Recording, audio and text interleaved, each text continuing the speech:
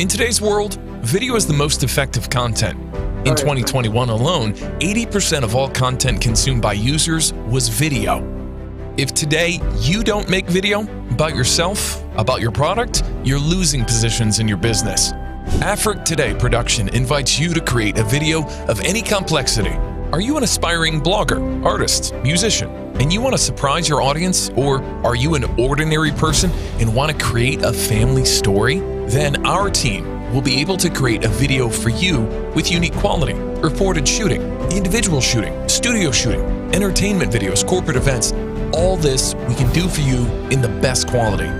Just call now and get a 30% discount at 571-612-0496.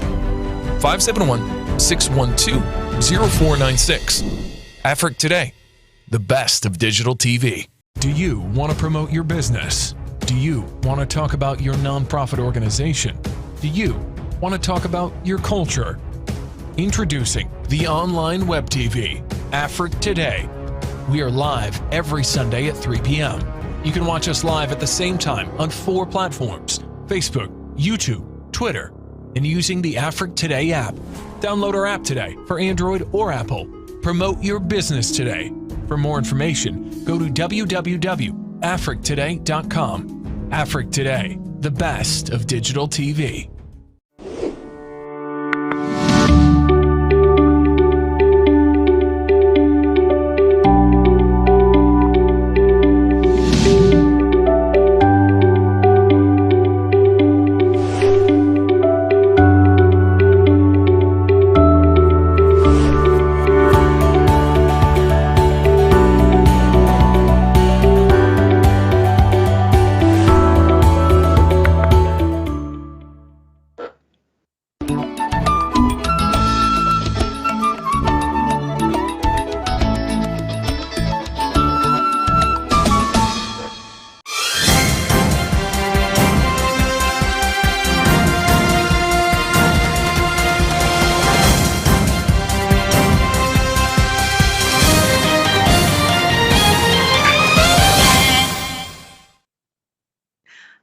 Hello, and happy Friday. Welcome to the voice of AAU, American Africans United. We are the voice of AAU. I am your host, Dr. Yvette Butler-Yaboa, and I believe we have our co-host with us here today, the Invisible Man. Good evening. Good evening, everyone. And so I am really excited. We just had we're going into the holiday season. And so, as we say, we always want to start our dialogues a little differently or with a video. But today we're going to start talking about, did you know? We want to make sure that we put a little tidbit and a little fact out for everyone to go and investigate even after we leave our show. We want to leave you with something to think about and ponder to change how we are today and to move us forward. So yesterday was, they say, Thanksgiving. But let's really talk about yesterday. And actually this month is Native American Heritage Month. And many people don't know, in 1970, the 4th day of November, the month of November, the 4th Thursday of every November was coined and named the National Day of Mourning. And we have to think about this. Why was the 4th Thursday of every November considered the Day of Mourning? I didn't know, so I did a little facts finding. And so if you realize that during the month of November, and we always say Thanksgiving, but it's, to me, friends and family giving, a time we should get together, because that period from 1962, or 1620, so I say 1620, when the Pilgrims supposed had broken bread with our Native American. And our Native Americans at that time, became one of the bloodiest periods in history in the United States. And many people don't acknowledge it. But I think and I hope that everyone after this show today starts thinking about and looking up, what is the National Day of Mourning? What happened during those periods of times? And one of the things I found out that I want everyone to think, I want you to go and look it up because I won't tell you all the unbelievable and horrific history that occurred around it. Many Native Americans were also sold into slavery. Who would have thought?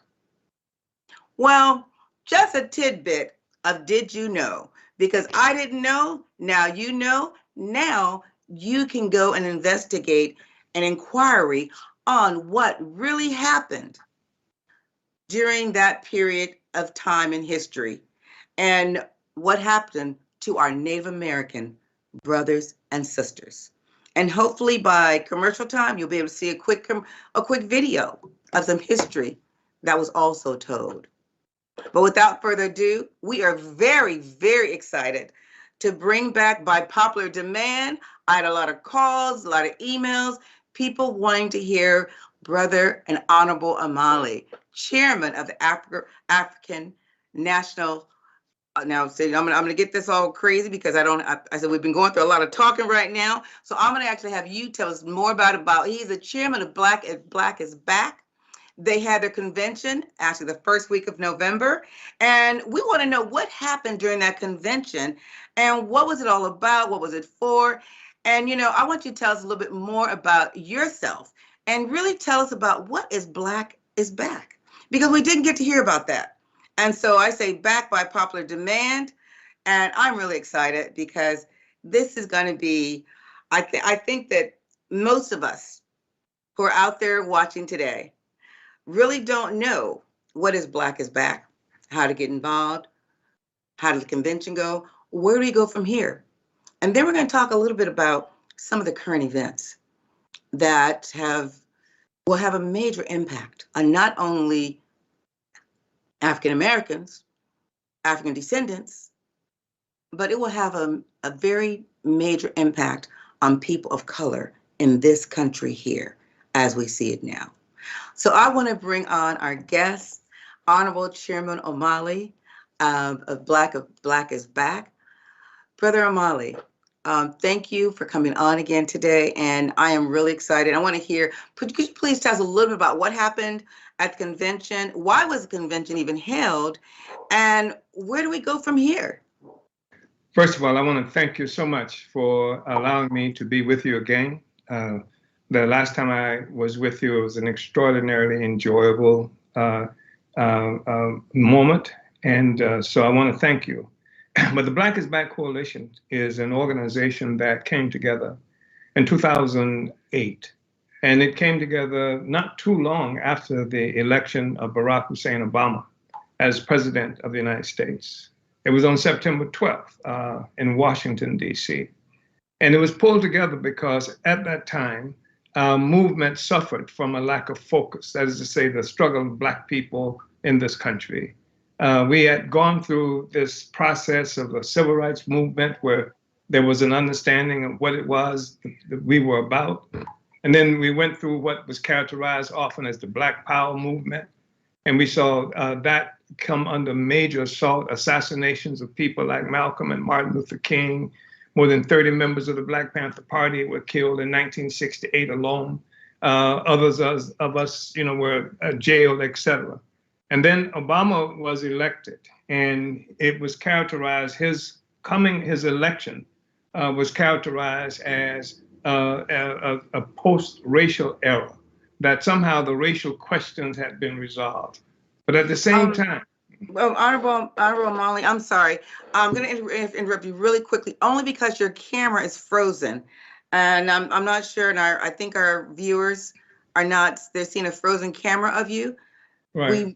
You might have to disconnect and come back on. Sorry for the technical difficulties, but your camera's frozen. Okay. So we hear you clearly, but we just can't. Right. We only see the top of your hat. Okay, that's what I see as well. So I can leave and come back on. All right. So while you do that, I was gonna just see if our producer were you able to get the video? And so I'm hoping our producer got the video that we'll be able to show a little bit later. And so we're going to be back once we go through these technical difficulties and have, have Brother Omali on. I sent a video actually in WhatsApp to our producer so that hopefully he'll get the video, because it's an amazing video of, if you haven't seen it, it's the Native American girls tell the real history of the genocide behind Thanksgiving. Thanksgiving was one of the most horrific periods here in the United States. We do talk about slavery, but the people who are indigenous to this land lost everything.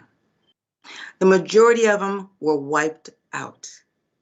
And today, very few Native Americans still remain. And I say this because I honor our Native American brothers and sisters. During Native Heritage Month, I do a lot of reflecting how our movements are similar, but it's very different. A land that was their own was taken, and the lives of many were destroyed. And also, if you don't know, this last month in Canada, there were several schools, and there were schools here too, but Canada doesn't want to tell their horrible history. But just within the last 2 years, in September, they have found over 6,000 remains of children from schools that they were forced in during this period, as they put Native Americans onto reservations and they snatched their children away from them, and they put them in schools to destroy their culture and their language, and to really mainstream them to a Eurocentric position. And they found remains of children ages pre-K all the way through, they say 3 to 11 years old. So we're talking about children that were destroyed and literally killed. And so this not only happened in the United States, but also through Canada. And they don't want to talk about the old dirty histories of the genocide that went all the way up until from North America through the Canadas. So I think we have our guest back on. If you can turn your camera on, Honorable Omali, we just need the camera on. Okay, I thought it was on. I thought it was voice. No, your camera. We don't see you. We just. If you can just turn your camera on. That's what I've attempted to do. That I've clicked on the camera, the video icon, and nothing has happened. It says that my camera is on here. So let's see. Yeah, see the camera icon. It indicates it's on. The camera is on. Yeah.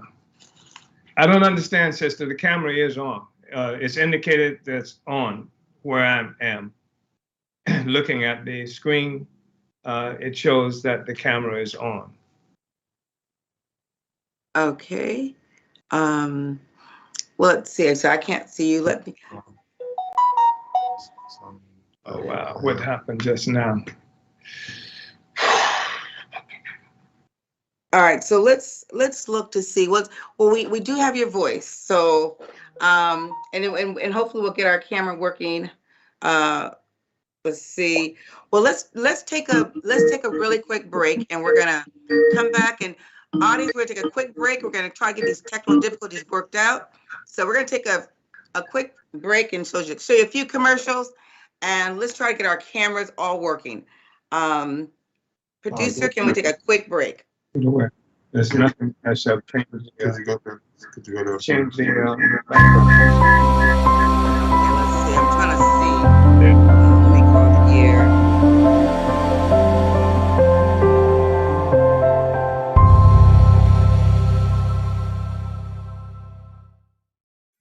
In today's world, video is the most effective content. In 2021 alone, 80% of all content consumed by users was video. If today you don't make video about yourself, about your product, you're losing positions in your business.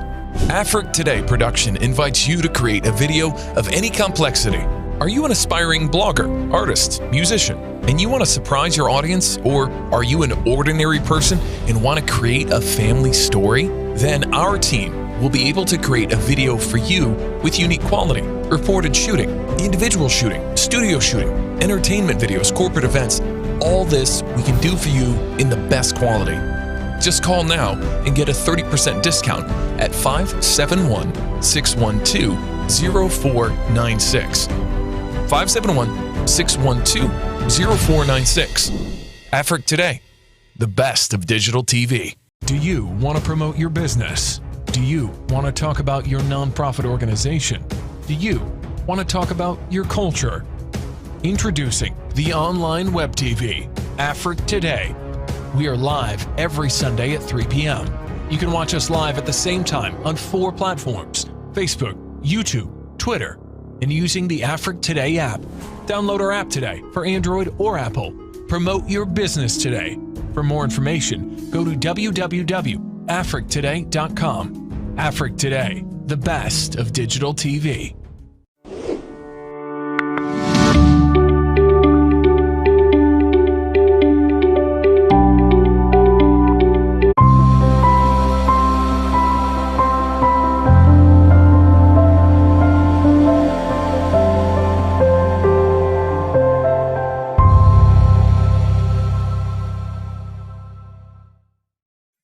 In today's world, video is the most effective content.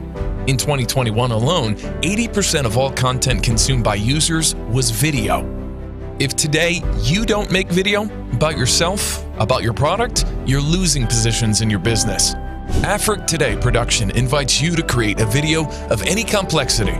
Are you an aspiring blogger, artist, musician, and you want to surprise your audience? Or are you an ordinary person and want to create a family story? Then our team will be able to create a video for you with unique quality, reported shooting, individual shooting, studio shooting, entertainment videos, corporate events.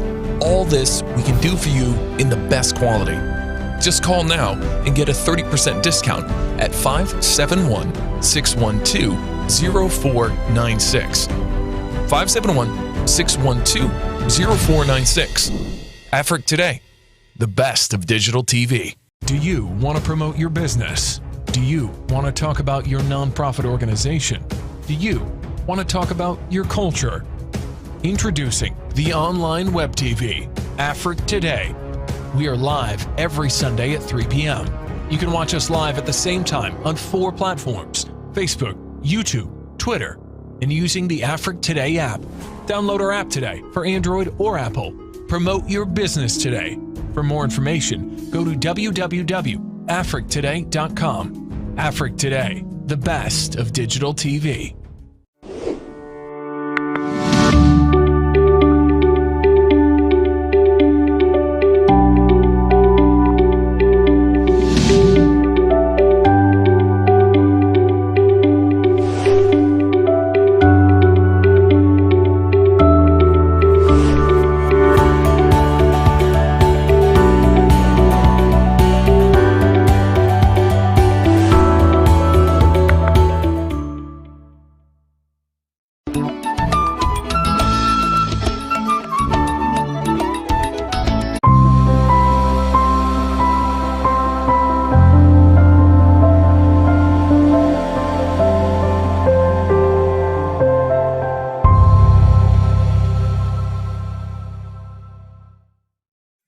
In today's world, video is the most effective content. In 2021 alone, 80% of all content consumed by users was video.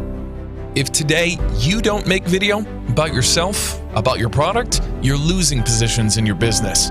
Afrique Today production invites you to create a video of any complexity. Are you an aspiring blogger?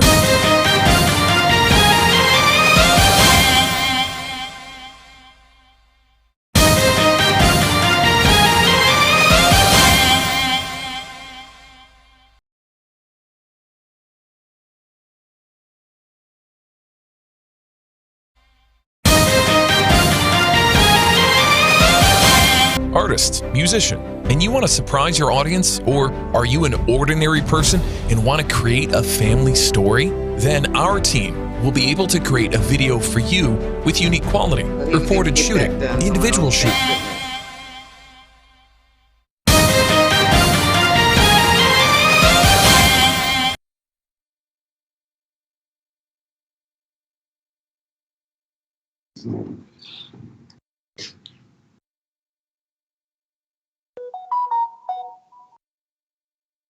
Okay, all right. I think we're back. I says, wonderful. We have the Honorable Chairman Omali on, and we can see you live. I hope you can see me okay. I can see you very well. Thank you. Wonderful, wonderful. And so sorry for the technical difficulties. So please, could you please tell us a little bit more about Black is Back, how it started, and because many of us don't know. The Black is Back Coalition was a project that was initiated by the African People's Socialist Party in 2008. And it was done because our movement had become incoherent. And we felt like it was really important to try to pull as many of us together as African people who were engaged in political struggle for self-determination, and to try and give some kind of direction and leadership, overall strategic direction to our movement. So it is an organization that's comprised now of 18 different organizations. It is an organization of organizations, and we're stretched across the United States in various places in the United States. And we've just come out of a conference. This was the 13th conference that we've done since our founding as an organization. And this conference was themed Deepening the Resistance to Police Terror, honoring our political prisoners, excuse me, and prisoners of war, and Black community control of the police. And as I mentioned, some 18 different organizations participated in this conference, and an objective was to bring a deeper unity to our movement overall, and that's part of the significance of having like 18 different organizations at this point, and it's growing because the 18th organization joined at the conference itself. It's the Black is Back conference, Black is Back Coalition, and the term Black is Back was something that was predicated on the fact that after the election of Barack Hussein Obama as president, there's this myth of a post-racial society in the United States had come about. And there was an assumption that somehow African people had arrived. In fact, we were involved in a political struggle in St. Petersburg, Florida, shortly after his election. And we raised the question of reparations was something that one of our people was campaigning in an electoral process. And this white man made the statement that you got your reparations with the election of Barack Hussein Obama. So this was something that was understood and at the time, and we felt like it was really important to say that even after all of the assassinations of Malcolm and King and members of the Black Panther Party, co-founder of the African People's Socialist Party, after all the jailings and things like that, and after the election of Barack Hussein Obama, the truth is that Black is back, and we're back as Black people. And unashamedly as Black people, as African people, et cetera. So that was something we felt to be extremely important to do, to say that we are back on the political scene. We're here to struggle in the interests of African people. And this myth of a post-racial society is just that, a myth. So tell me about now the convention that you just had, the 13th annual convention. How successful was it? And what are some of the to-dos now that you've had this convention, the 13th annual one? And where do we, as Black is Back and Black folks, where do we go from here? Well, I think it's what's really important to recognize, as I said, that the Black is Back Coalition is comprised of, it's an organization of organizations. So there are 18 different organizations, and these organizations do political work in various places around the country.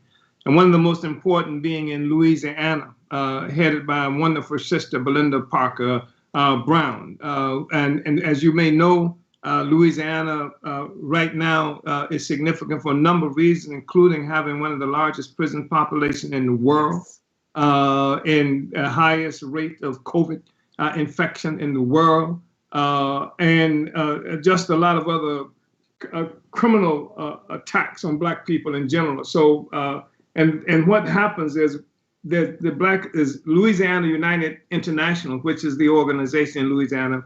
It had an opportunity to put forth the various kinds of campaigns it's involved in and call on 17 other organizations to unite in supporting those campaigns wherever we are located. So we're an organization of different organizations. There's an organization, for example, a couple out of St. Louis, Missouri, where I am right now. And they're involved in electoral politics, one of whom is involved in fighting for proportional representation of Black people. If we a certain number of people in this country, in a particular city, in a particular state or county, then we should occupy that proportional representation. So this is something that's been adopted by the entire coalition. The 18 different organizations that are part of this have adopted that and united with these principles. And this is something that helps to shape and inform the political direction of our movement. We had people who represent the various political prisoners. Many people, you were talking about, did you know? Many people don't know that there are people, African people, Black people, who fought for our freedom, who put their lives on the line. People are familiar, some of them, with Assata Shakur, but there's Sundiata Acoli, who was with Assata, who saved her life when she had shot with her hands up, was shot in 1972, 73, I think it was. And Sundiata Acoli has been locked up for 54 years. He is a political prisoner, prisoner of war. So there are others like Sundiata. Ruchell McGee, 64 years he's been in prison. He's somebody who fought for us, and most people know nothing about him. So these things that's on the agenda now. We've got petitions being signed calling for the release of political prisoners. And the thing is to raise the fact that these political prisoners are there, because America travels the world preaching about democracy and what have you, while at the very same time it's got these people locked up. We're saying that an appropriate response to police murder that's happening throughout this country, and sometimes murder just by white people, but an appropriate response would be Black community control of the police. So that if they're going to be armed people sanctioned by law in our communities, then the most democratic demand you can make is that Black people, the Black community, ought to be in charge, in control of those cops. So those are some of the things that we have united around and some of the things that we are promoting as a coalition. Now, let me ask, is there a certain, because you said there's several different organizations coming together. Is there a main theme that does each organization have their own mission? Does each organization join with the mission of Black is Back?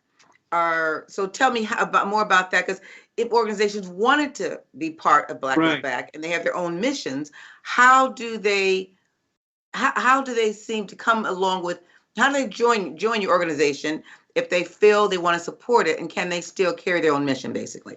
Yeah, I think that's really important, because the objective is not to substitute, the coalition doesn't substitute itself for any organization. What it does is attempt to make it possible for any organization out there to have the unity and assistance of all the other organizations. So you're not just doing something alone in the particular place where you're located. And the coalition is based on self-determination.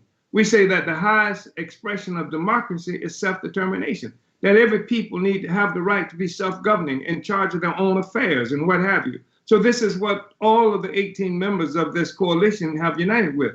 And beyond that, we've established a national Black political agenda for self-determination.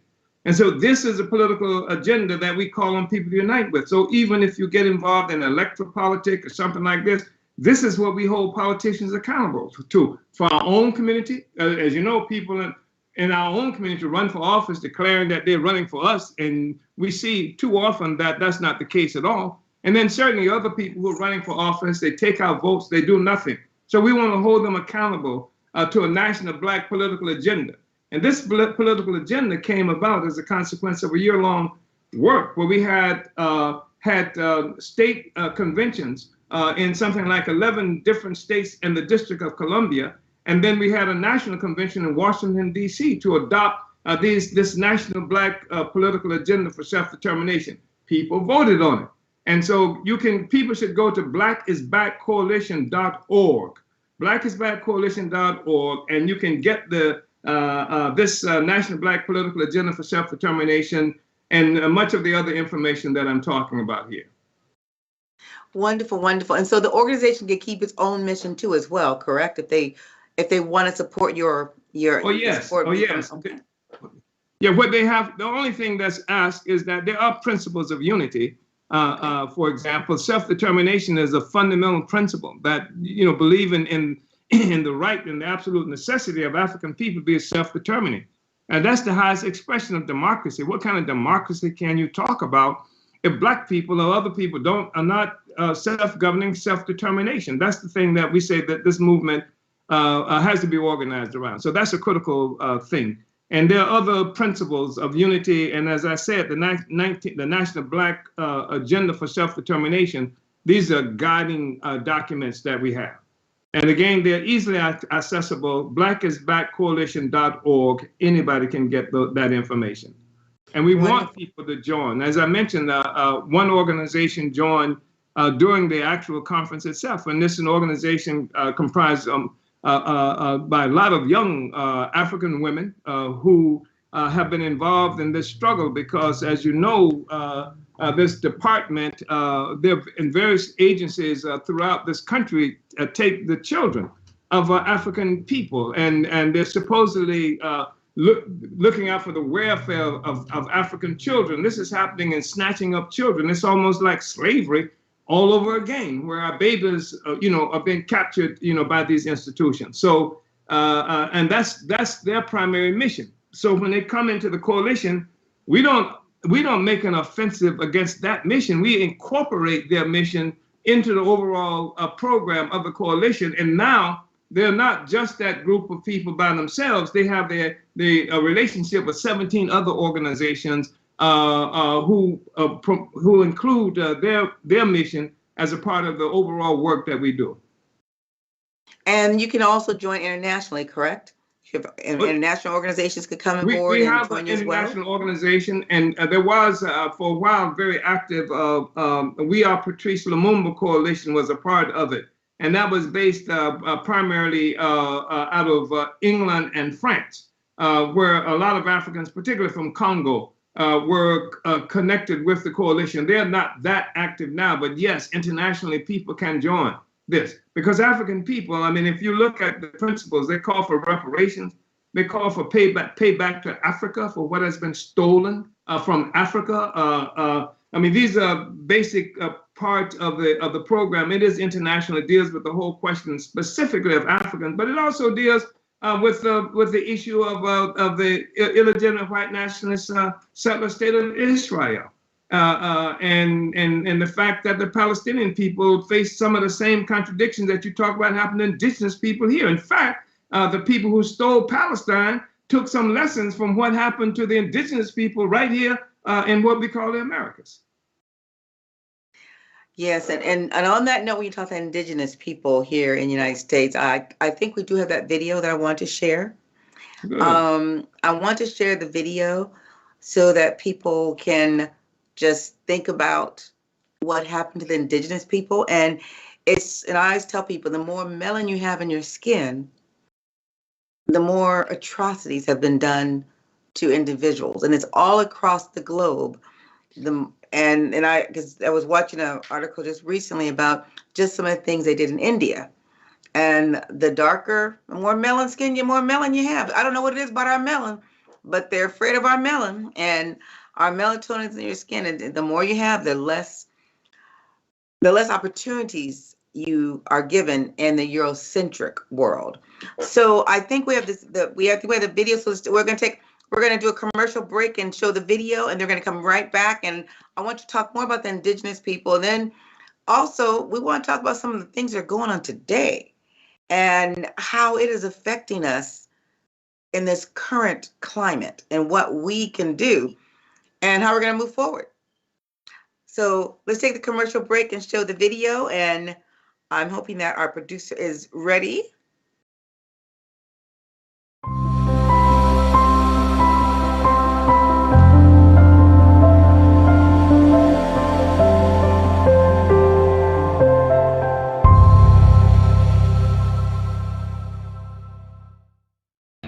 Happy Thanksgiving, America. I'm Donna, and I'm here with my friends to tell you the real history behind this holiday. Growing up, I knew that what they told you in school about Thanksgiving wasn't true. That's not the true story. The true story behind Thanksgiving was, after every killing of a whole village, these European settlers celebrated it, and they called it Thanksgiving. But it wasn't until Abraham Lincoln became president that it became an official holiday. He ordered 38 Dakota men to be hung for war crimes. After the sacred holiday Christmas. We take this time to remember our elders who lost their lives due to what really happened. Usually my mom makes a Native American dish for us and we pray. Growing up, I would be kind of annoyed that they didn't know what actually happened on Thanksgiving and that they're actually celebrating the deaths of many people and many tribes that were lost. Whether it's to give thanks or to be with your family, you should learn how the holiday was established in the first place. I'm thankful for being born indigenous to this continent. I'm thankful that I still have my culture. I'm thankful that my elders kept our culture alive all these years. I'm thankful to be indigenous, resilient, and alive. I'm thankful for us all to be able to stand together, stand strong, and stand as one. Happy Thanksgiving, America.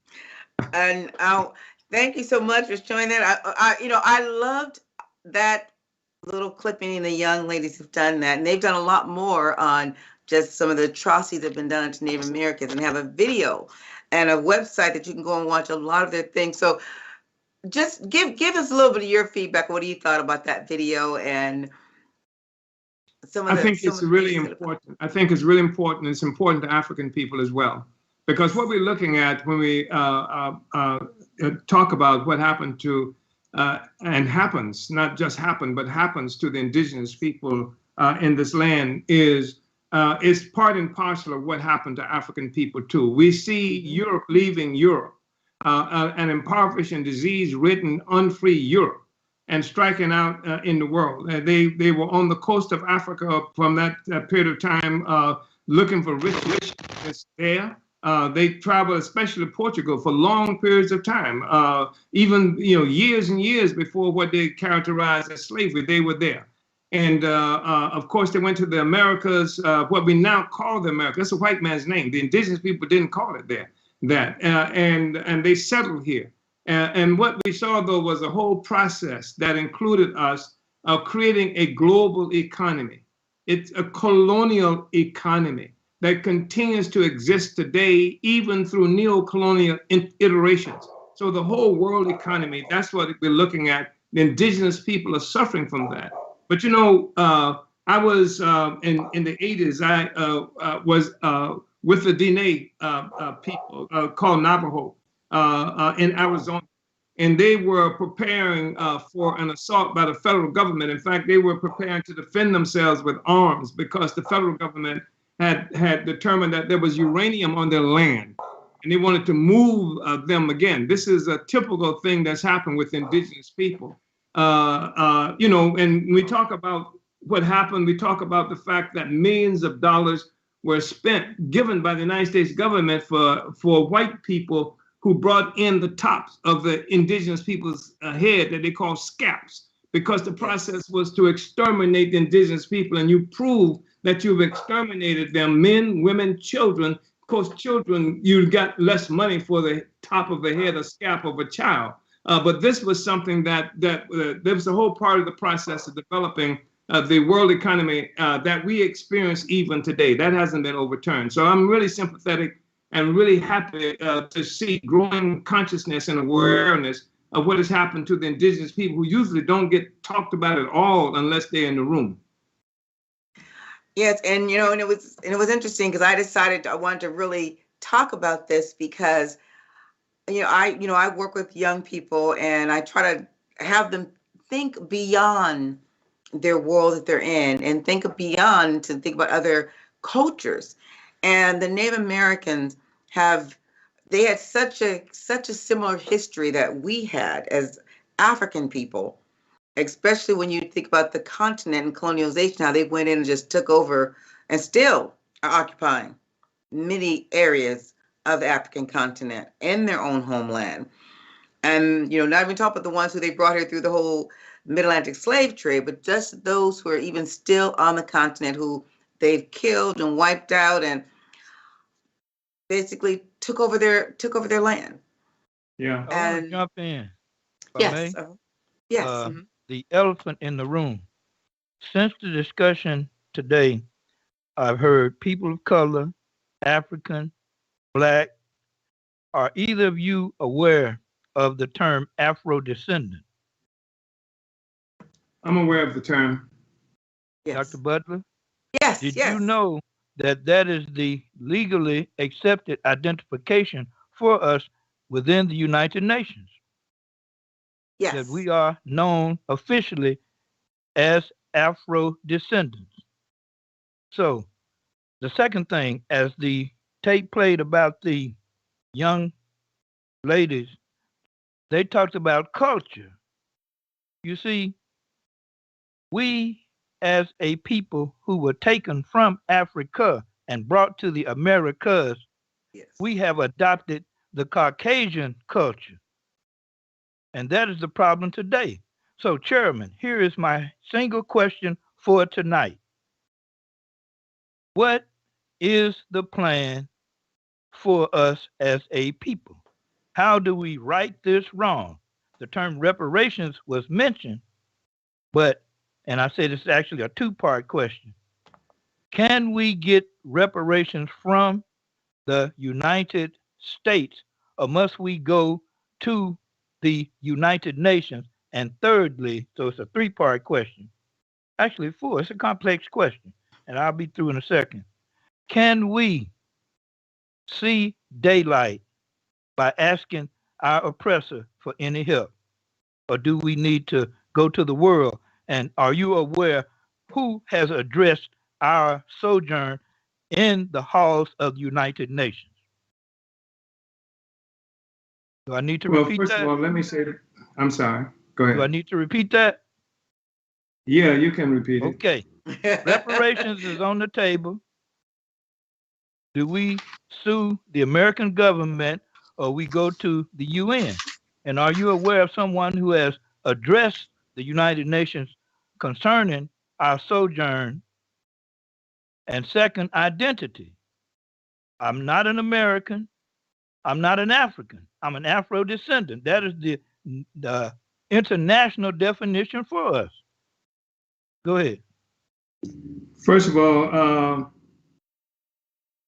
yeah, I'm aware of the legal definition that was done by the United Nations. Our mission, and Garvey had the same problem because the League of what was it called? The League Universal, of Nations.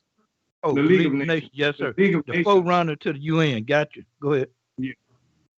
They also had taken up the issue of African people, and they had made certain kinds of legal decisions that included parceling out different parts of Africa to different colonial powers. Now let's not go into history. I'm familiar with the Berlin affair, that type of stuff. This is relevant. About Berlin affair. Go ahead. I wasn't talking. If you're going to ask me a question, you must get to the point. Enough to let me answer the get to the point. Well, let him answer and give a little history, because I think give a little history of the question too. For me. I'm not being interrogated. I don't mind being a part of this discussion. Brother, it's not about interrogation. If you are aware of the term Afro-descendant, then you should know who brought it about and so forth. Just stick to the thing. I don't need a history lesson.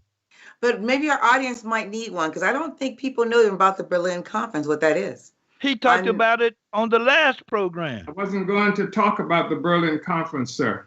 Go ahead.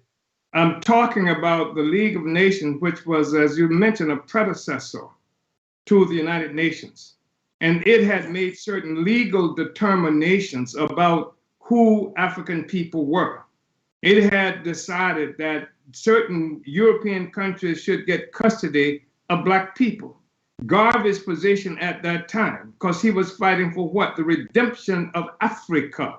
His position at that time was Africa for Africans at home and abroad. He disregarded that position of the League of Nations, and we still pursue the mission of Garvey. The redemption of Africa is the highest thing on our agenda. Africa and African people. So the concept of legal African descendants, I'm familiar with it. I didn't say African descendants. The legal term, and you both admitted that you know what it is. It's Afro descendant. That is what we are. Okay. You can't go around the facts, Jack. Well, no, I was going to say that, let me jump in really quickly. I was going to say Afro-descendants. I really didn't intend to participate in something that would even degenerate into what this. Well, no, let me just interrupt really quick. I want to say, as far as Afro-descendants, and I want to say this clearly: the United Nations did the legal determination of that name. I want to just say, all the legal determination of names. We were legally determined Negroes. We were legally determined. No. In this country, we were legally determined Negroes. Where can you cite a statute? Colors. Where can you cite a statute on the law books of America where we were called Negroes? No, it's an adopted term. It was not in the statute of law. So, listen. But the thing is, the statute of law, and that's why I said I don't want to get to debate about it, but the statute of law, we have to look at who's making these laws. United Nations is not United Nations, and you have to remember, does not cover a lot of African nations weren't even part of the whole United Nations. Okay, you have to really think about that. So these were still Europeans, the majority of Europeans, giving us another legal determination. I am an African. Yes. How many African languages do you speak? You don't have to speak. Y'all don't have to speak any. What culture can you tell me about from Africa? I can tell you about many cultures. Now you don't want to get to that dialogue with me now. You know I can tell you about many cultures. I'm not deceived. But I just wanted to say that I think that we as people from Africa, because that is where it all began. Our ancestors are from Africa. Well, no, my blood runs deep there, because wherever my ancestors are from, I'm from. So my ancestral blood is from Africa. There's no dispute about that. So I am African, just living in America. That's all I am. I'm an African who was forcibly removed from my homeland, my continent, and I am now living in America. Okay. But I am an African by blood. Yeah. Okay. And by ancestral blood. Yeah. So no matter what legal determination people want to put on me, I'm like, okay, I'm fine with that. I'm African American. But no. You can't be African American. When I look at myself, I am an African. That's all I'm saying. Every determining factor of American is European. You can never be an American. Oh, and that's why I said I'm just an African living in America. Yeah, African descendant. And that's what I am. I'm an African because my blood is African, okay? So I can't negate my blood, and I will never negate my blood. Back to the question. So yeah, let's let the chairman get back to his question. How do we achieve reparations? But the point that I was going to make, sir. Yes, sir. And I apologize for going off. I'm sorry. I get so excited. The point that I was going to make is slavery was legal. Sure. So if we just go by the legalism that's been made by people professor, now. That cannot be a defining factor. The redemption of Africa is a crucial question. Wait a minute. How you gonna redeem a place you ain't never been to? If you visited, that's one thing. The focus of us as a people needs to be on our separation, our independence from America. You concerned about Africa? Come on now, talk to me. So you asked me a question, but you really want to interview yourself. Is that no, it? sir? I want you to address the question. You cannot tell me about an independent Africa when you're not free in America? And you talked about how we Hussein can't Obama was talk about president. independent Sorry, Africa. Sister Yvette. I mean, I would be open to any kind of debate. I would be open to that because obviously what we have here are two philosophical opinions. That's not using philosophy. Yes. How are you gonna concentrate on Africa and you see us getting shot down in the streets here? Well, let me tell you, I concentrate on Africa and I concentrate on here too. And you can do both at the same time. No, you can't. You know, you can. And I think if we have to think about this, if our continent, our homeland was strong, just like other people have made their country strong. The Chinese who came to America put their resources and energy back in the continent. The Koreans, if you remember the Korean War, Koreans were, and my husband says all the time, we're riding bicycles and this and that. They now making cars because the Koreans who came to America sent back and invested their money into, and the reason why we're getting ready to be extinct as a people is because we cannot get along ourselves. We have never reconnected with our ancestral roots. We have never been proud of our ancestral roots. I'm not buying that.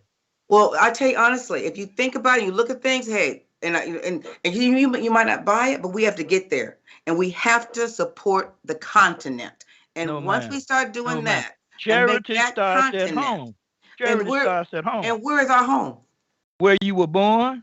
No, that is not where you were born. What language do you speak? No. Your home is not where you're born. What language are you speaking? Your home is where your ancestors are from. You're speaking the language of the colonizers.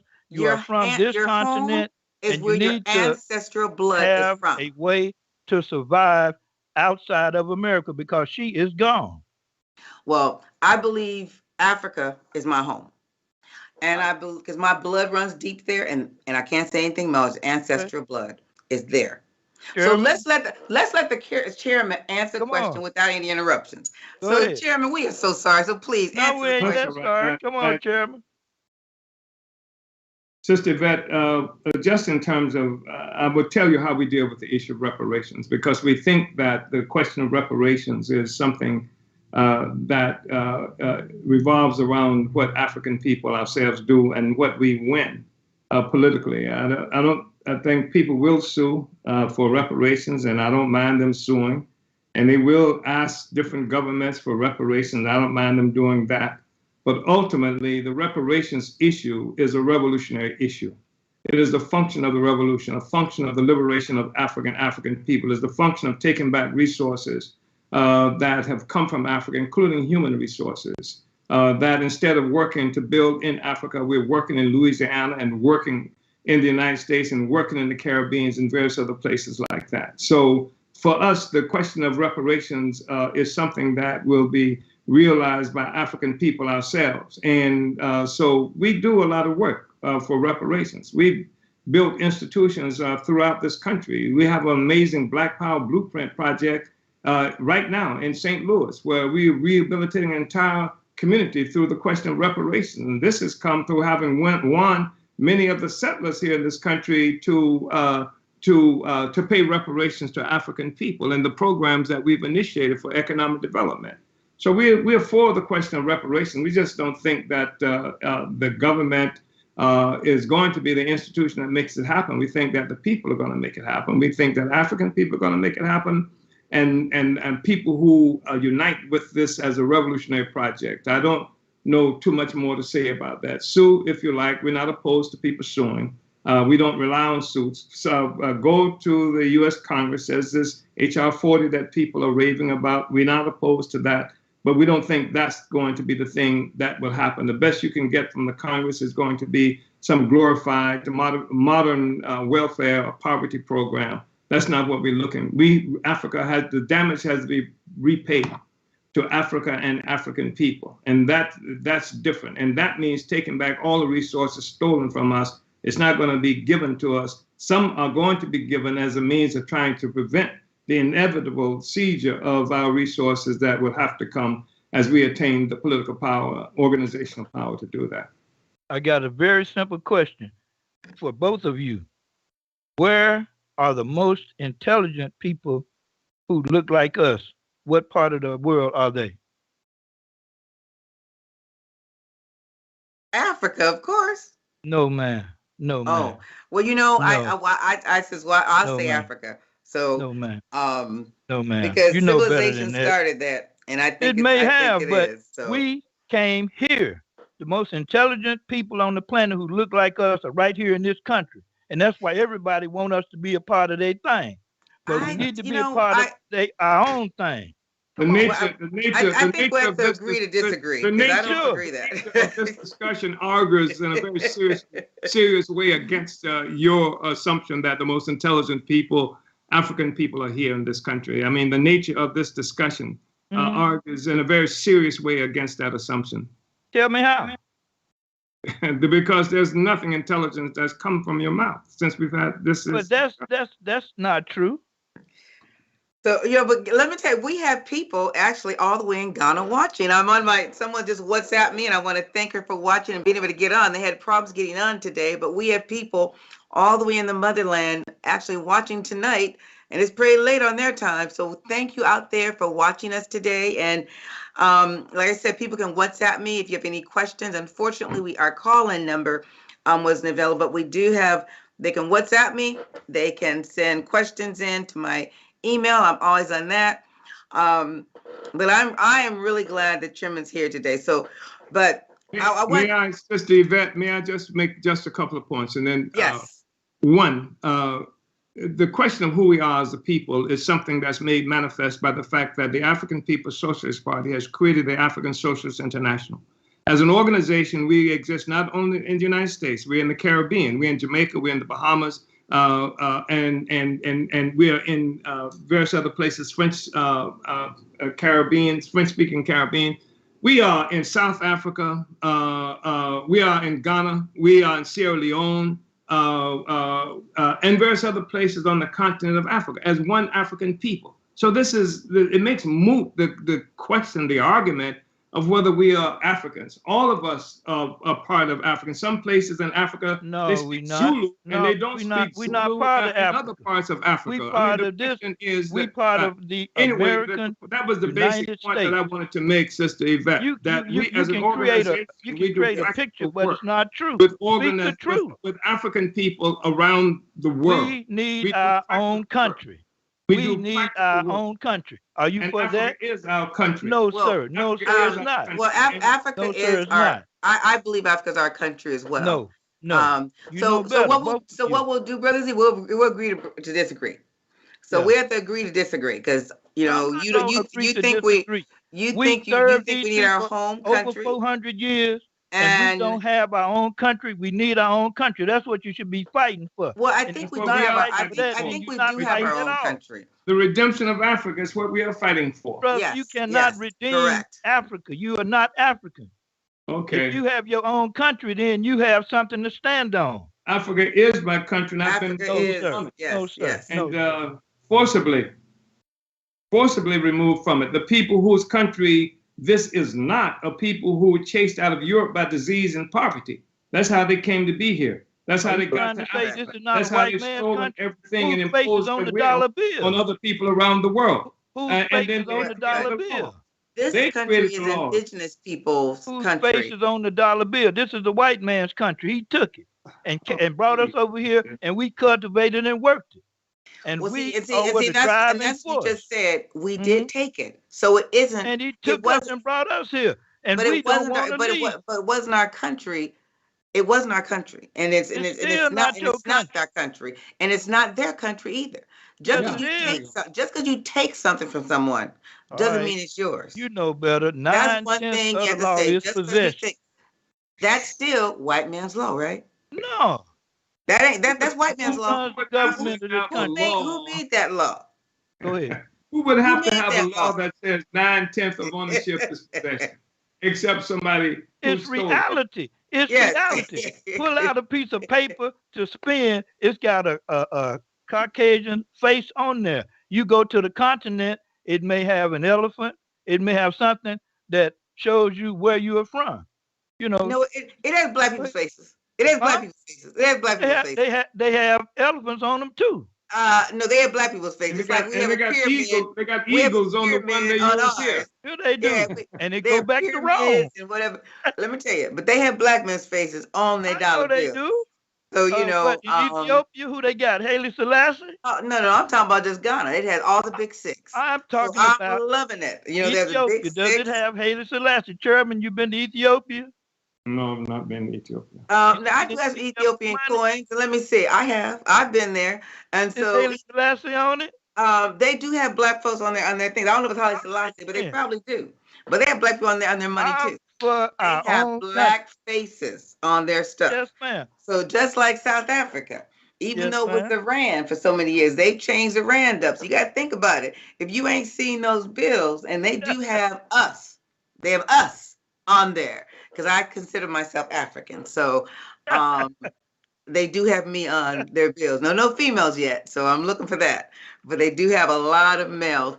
So Chairman, I do want to give you respect and give the last word, because we're going to be going into closing off. And so could you give us some last words and tell us, basically one thing I did want to ask, so how effective has your movement been? Can you give us some success stories of what has occurred of the Black is Back Coalition?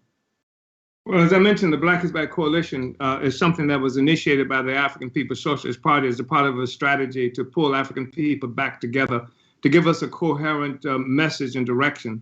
I think it's been extraordinarily successful, just looking at the various work that happens there, the issues of political prisoners, the issue of what's happening in various other places that this movement is involved. But the African People's Socialist Party is an organization. We have something like 52 different independent economic programs, projects that throughout this country. And as you know, I mentioned to you earlier, Sister Yvette, that we initiating a project. We're looking at a garment factory. We're talking about South Africa, but Ghana is something that's close to us too, because some of my most important folk are there in Ghana, frankly.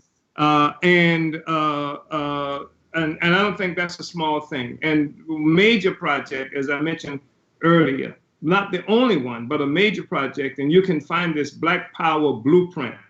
It's something that we've established here in St. Louis, Missouri, where we've renovated, resurrected the entire African community in the North St. Louis, where Africans literally catch hell.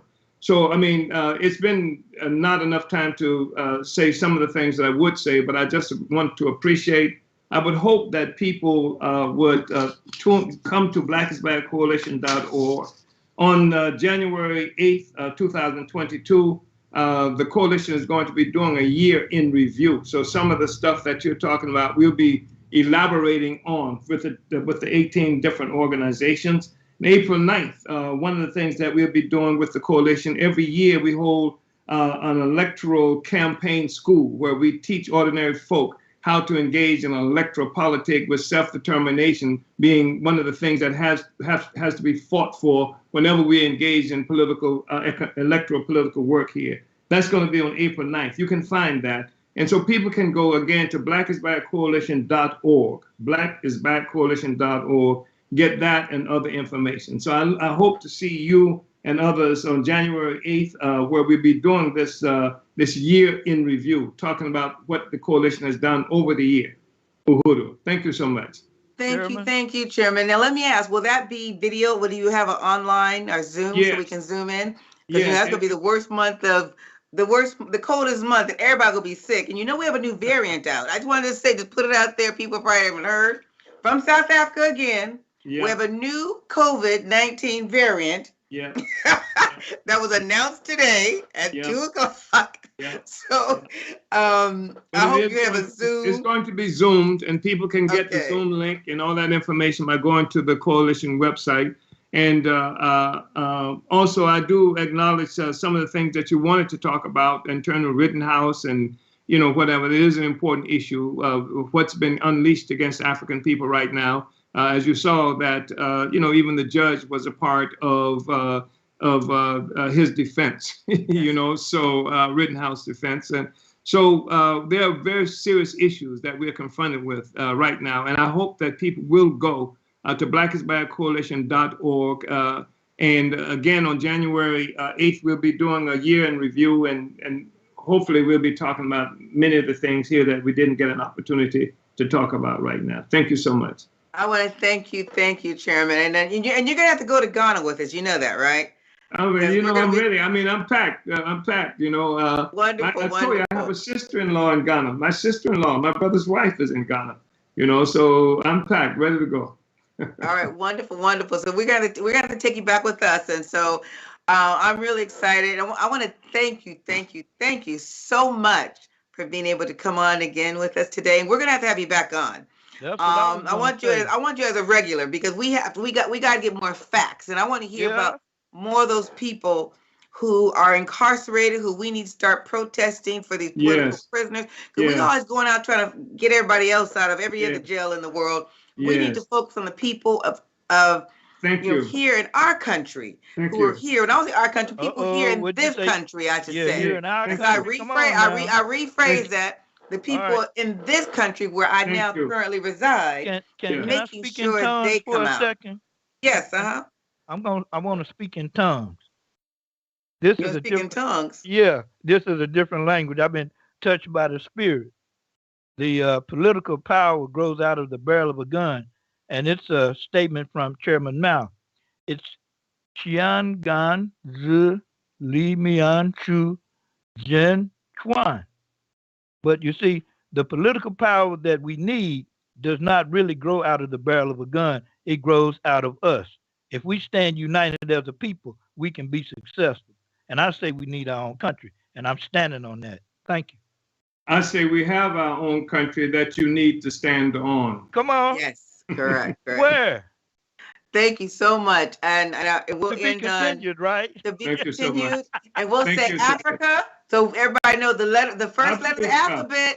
Africa. Africa unite. And they've been telling you all the way. Africa unite. It sure is, Bob Marley. Africa unite. They've been talking about that back when I was a kid. Let's do it. So we need to do it, because I think it's there, and there's plenty of land for us. That's right. It's a virgin country. That's because the areas that the white man didn't want are still available for us. And that's on the continent, which has the most land in the world. So Africans at home and abroad. Yeah, I'm not arguing with you. I just like to talk. You know Thank you. Thank you so much. And I want to thank Afrique Today for giving us this time. This has been a very lively discussion. I'm excited. And I got a lot of feedback online, like, great, you guys, this is, we need more of this. So I want to thank you. Goodness. I want to thank you, Honorable Chairman Omali, for being on today. And like I said, we got to have you back. Thank you so much. Because we really got to start pushing what's going on, and we have to unite. That's the bottom, and there's nothing else but unite. So Africa unite, Black folks unite, Afro descendants unite, whatever we want to call ourselves, melatonin people unite. So thank you again, and happy